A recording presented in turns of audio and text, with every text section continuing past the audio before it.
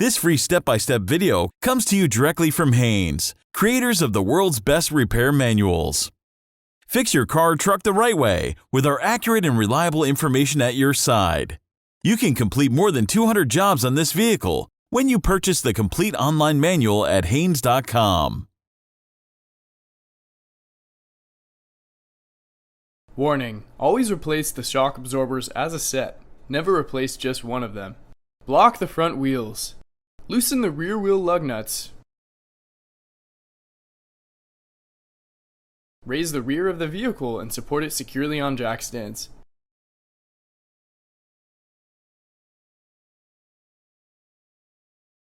Remove the wheels.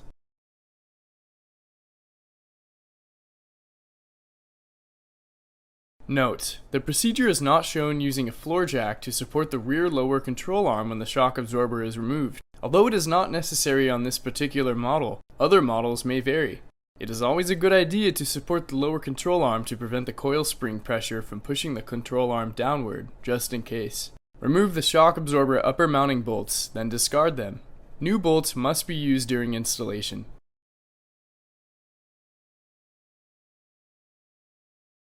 Remove the shock absorber lower mounting bolt, then discard it. A new lower mounting bolt must also be used during installation.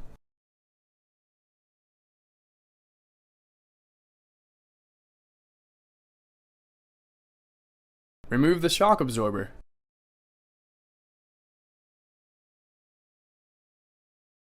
Remove the nut from the damper shaft, then remove the upper mount and transfer it to the new shock absorber.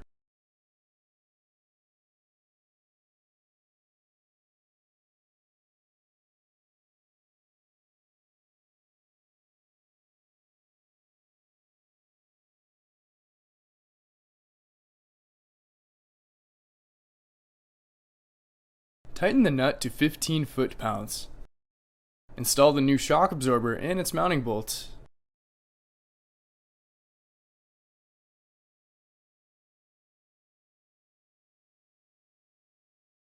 Tighten the bolts securely, but do not tighten them all the way yet.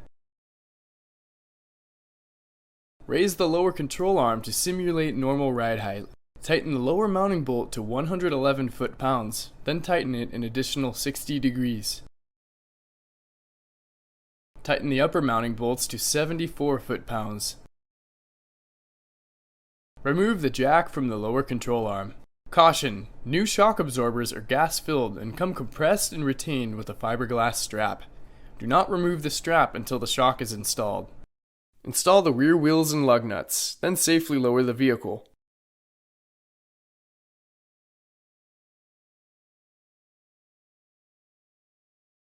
Tighten the wheel lug nuts to 111 foot-pounds.